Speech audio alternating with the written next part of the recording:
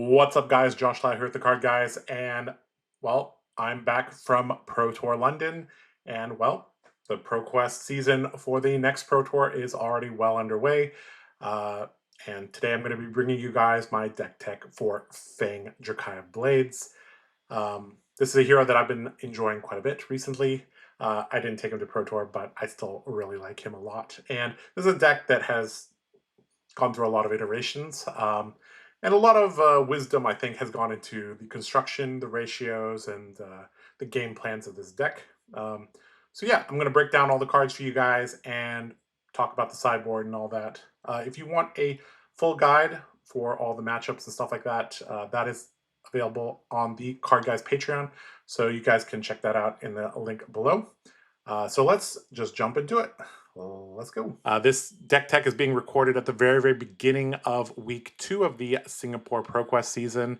And, well, Enigma and Zen have LL'd, and that obviously has a lot of implications for this deck, also for the metagame as a whole. So this is, fully updated for that rotation. Fang is a deck that I've been playing for quite a while. This was one of the contenders for playing at Pro Tour London. In the end, I decided to take Dorinthia, but I do think Fang does have some strong matchups and a decent spot in the metagame. And with some of the card changes that I've made, most of them are in the sideboard. I think he has the tools to, handle a wide variety of situations and really allow you to, pilot your way to a victory. So right now we're going to take a look at the main board. So these are cards that I run in every single matchup.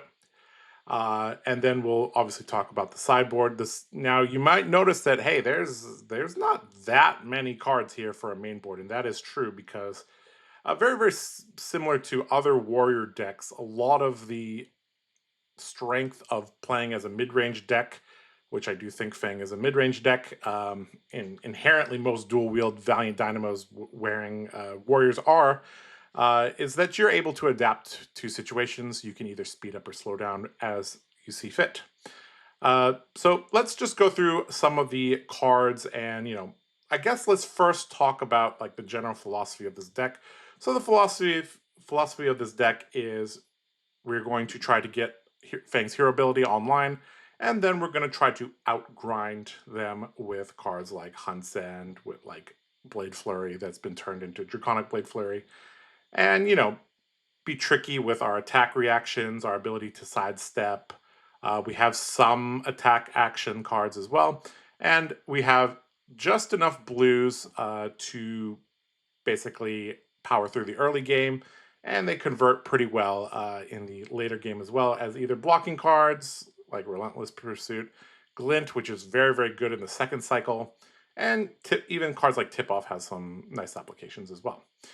All right, so let's first start off with, so I've kind of, if you've watched a Josh Lau deck tech, I try to organize things by category. So let's first talk about this category over here. These are the Draconic Warrior attack reactions, of which we have 5 different cards, 3 copies each.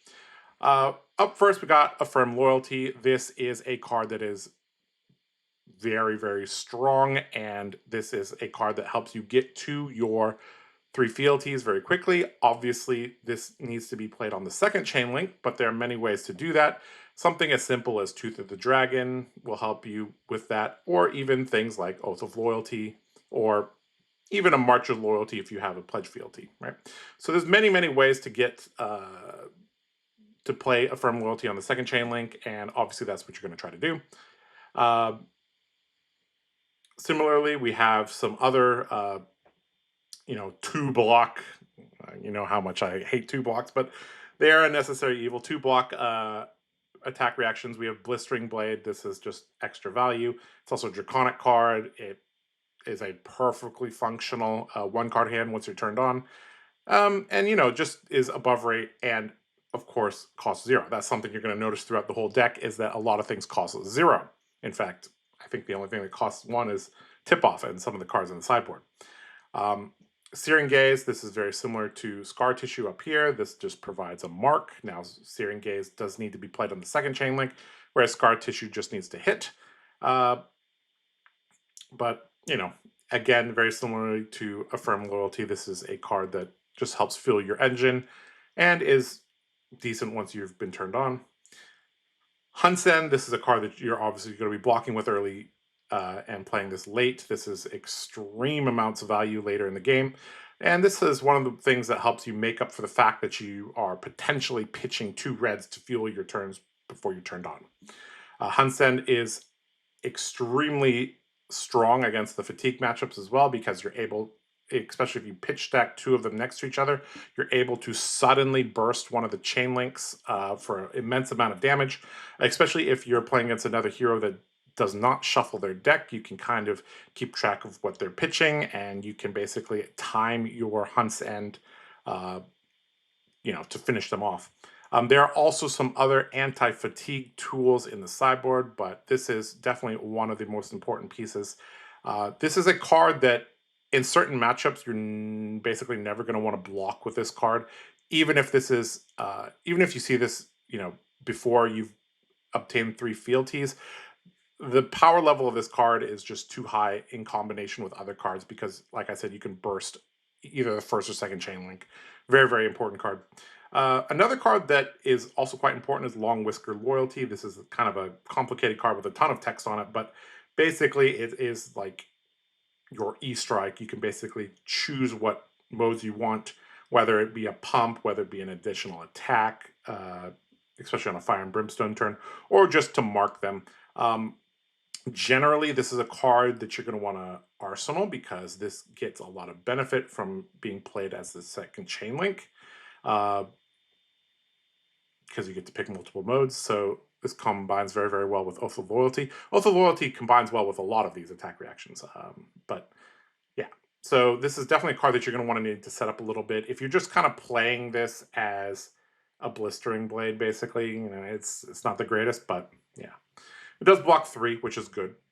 An important thing to note is that, hey, Majestics block for 3, Rares and Commons block for 2. That is just, I think, just LSS having to balance a little bit for the limited format. We saw that in Monarch as well. Things like Courageous Steelhand blocking for 2. All right, so those are the Draconic attack reactions, but we do have some non-Draconic attack reactions that could be made into Draconic attack reactions if we want to. Scar Tissue, this just ups our sources of marking. Also, Scar Tissue combines very well with things like for the Dracai. We aren't running the yellows because you'll see in the sideboard why we just don't have room for that. I think yellow Scar Tissue is a decent card, but I think we have enough ways to mark and enough fealty generation that we don't really need to rely on yellow 2 blocks. Blade Flurry, this has been a staple of warrior decks for a long time, and Fang is no exception. This is a card that, once you're turned on, is an excellent way to use a fealty. It's very comparable value to a Hunt's End, which is really, really nice, except it's split into 2 different chain links, which is nice. And yeah, it's the Warrior 0 for 4, but a little bit different than the other traditional 0 for 4s. Savor Bloodshed, this card is one of the few ways to draw cards in this deck, and guess what? If you draw a card in a deck that is like 90% red, that's generally going to be a good card. There are only a couple ways to mark at instant speed, so we have Tip Off, obviously, but generally, if you're able to mark them on the previous turn, then starting your turn with a Savor Bloodshed is really good because its effect lasts the whole turn. So they basically have to deny you on both dagger swings, which is not easy to do, especially if they're running low on armor. So yeah, strong card. You're not all. Sometimes you just play it out for the 0 for 4 effect. Sometimes it blocks, but when you can line this up, it's a very, very nice power play. All right, Pledge Fealty, 3 copies. This is a little bit of a necessary evil. This is a card that allows you to high roll on turn 0. Also, it's very similar to Tooth of the Dragon, allows you to sidestep a block on the first chain link. And, well, this is just one of those ways to ensure that you eventually get your hero ability, which is nice. Um, is it the greatest thing in the second cycle? No. But by then, hopefully the game will already have ended.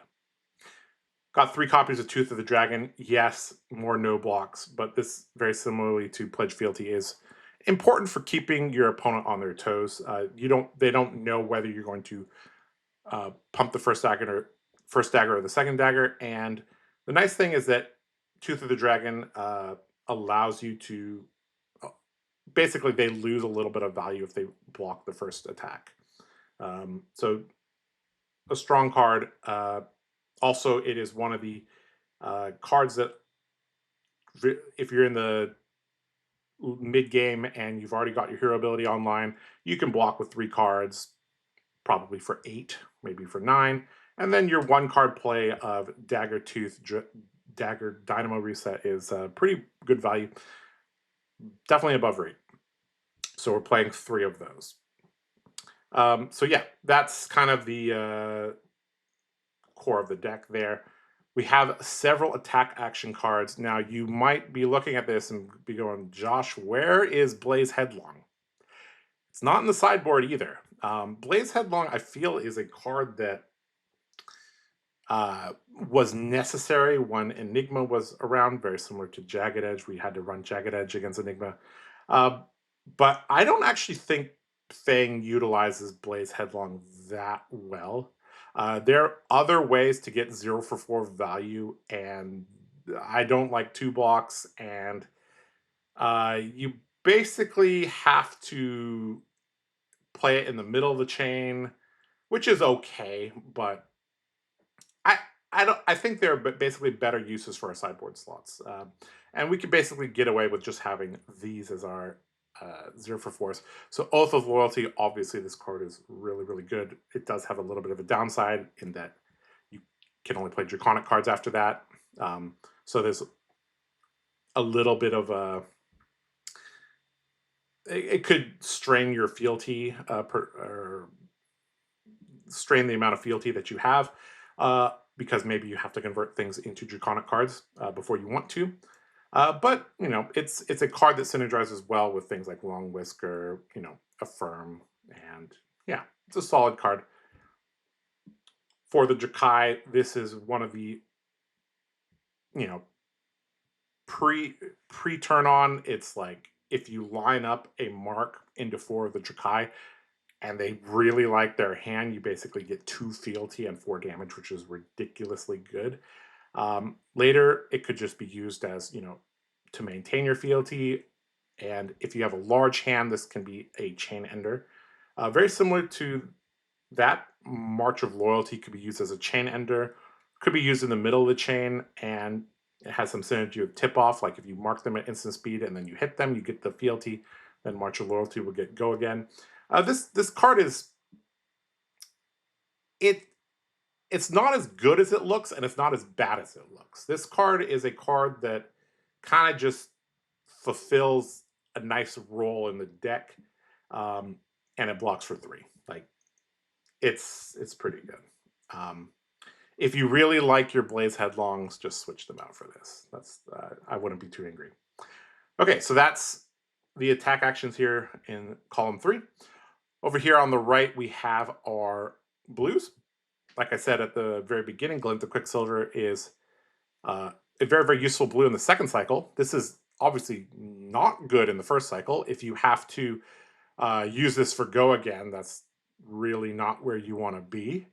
But hey, if they block it and you glint, you basically have, you know, you get go again, you replace it. Now the issue is that then it becomes very obvious that you're going to pile all your damage onto the second attack. But I still think this is a solid enough card to include. You could also play Provoke in this slot. I could see that being totally fine, especially if you want another outlet for your Vigor tokens. Relentless Pursuit, this allows you to, you know, high roll a little bit on turn 0. So you have several high rolls on turn 0. You have Pledge Fealty, Relentless Pursuit, and Tip Off. Provide you 8 ways to do that if you're going first. If they're going first, then you only have the Pledge and the Tip Off, but still pretty good. Relentless Pursuit just is a blue block 3. It provides a little bit of extra bonus on certain turns, marking them. Little bit of recursion, although that's almost never relevant. 2 copies of Blue Tip Off. This is a card that allows you to mark at instant speed. Not much to say about this card. It's a blue 2 block, so I'm not in love with it, but we do need 8 blues, and there needs to be some density of marking in our blues. 8 is really a sweet spot because it allows you to have a blue every other turn, and that is totally fine because in general, when we have a blue, we'll be able to make a vigor token with our grains, which means, let's say on one turn we have a blue and we dagger, react, dagger, we make a vigor. Next turn we draw 4 reds. That's fine because a red becomes a yellow, which is sufficient for this style of Fang. Then the next turn we draw blue, and we can basically keep that cycle going, which you know is just mathematically 8 is the correct number. We do have some other spice in the sideboard that does help turn some of our reds into pseudo yellows as well.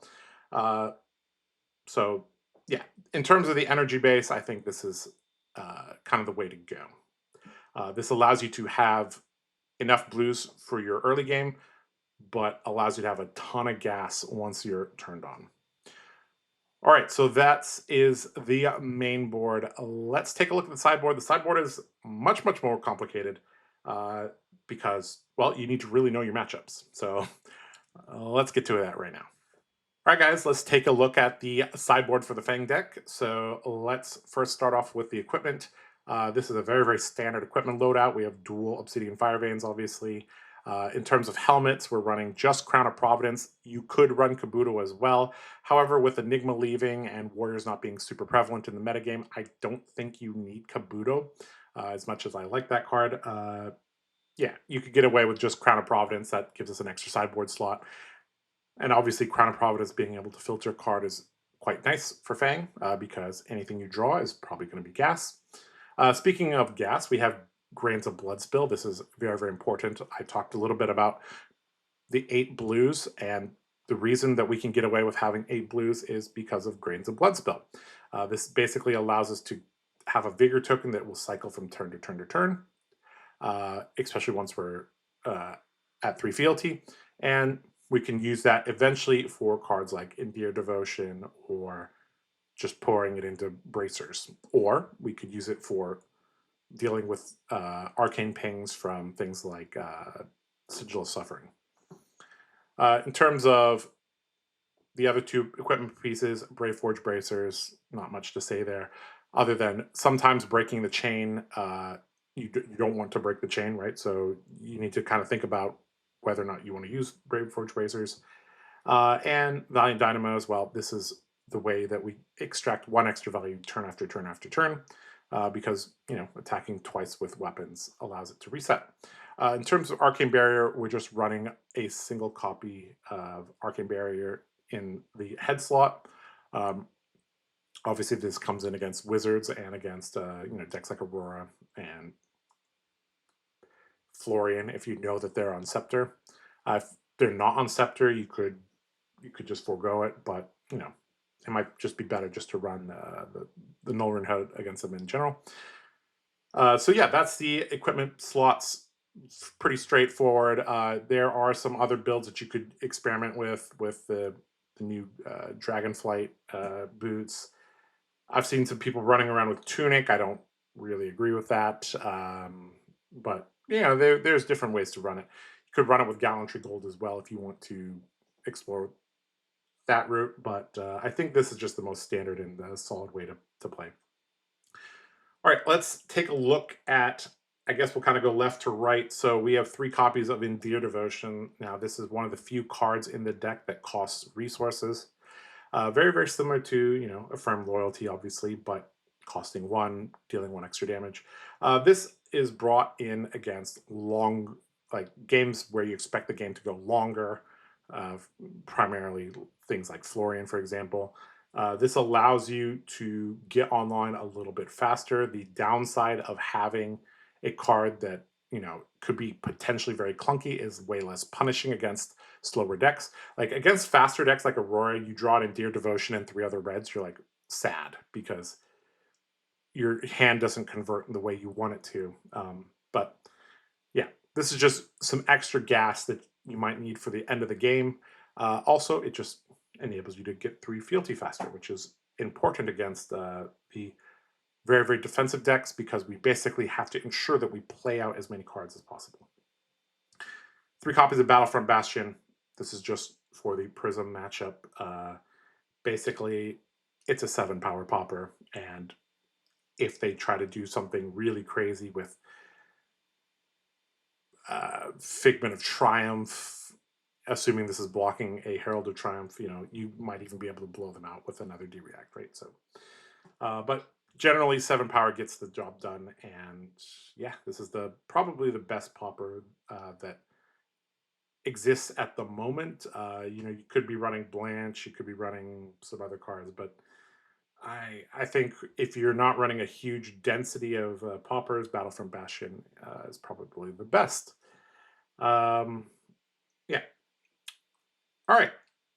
I guess let's talk about Slap Happy because this is probably the card that you might have been looking at this and going, "Hold on, is Josh the guy in this picture? Like, what in the world is going on? Like, I haven't seen Slap Happy in a deck in quite a while." Well, this basically saw some fringe uses in Bolton decks, basically to set up, you know, as a tunic, basically for via the Vanguard turns. But this is actually a very interesting card because it serves multiple purposes. So the baseline purpose is it turns a hand of 4 reds into a hand that has a yellow, basically, right? And a yellow is sufficient to pay for the turn. So what I mean by that is like, okay, let's say you have 3 reds and a Slap Happy. You play the Slap Happy, you get a Vigor token, and then you just pitch one of your reds to pay for your turn. Totally fine. Also, this allows you to start a Vigor train against decks like Aurora, which is very important because if you have a Vigor token, you don't get blown out by things like CLV into Sigil of Suffering. So being able to cycle Vigor token is very, very important. And it's pretty decent value as well. Like preventing 2 and getting a Vigor token, which means you don't have to pitch a whole nother card, is pretty good. Also has some small incidental value against decks like Kano, which, you know, you never know, right? Yeah, I think this is a card that I haven't played too much with, but I think this is a perfect card for what the deck is trying to do. It also makes the deck more consistent, which is pretty important. I wish we could run the things that is like Clash of Vigor or something like that, but we're never going to win any clashes. So this is the best way to get a Vigor token without paying into grains, basically. So I think this is a good card, and if you play with this deck and try it out more and more, I think you'll find that this card is pretty nice.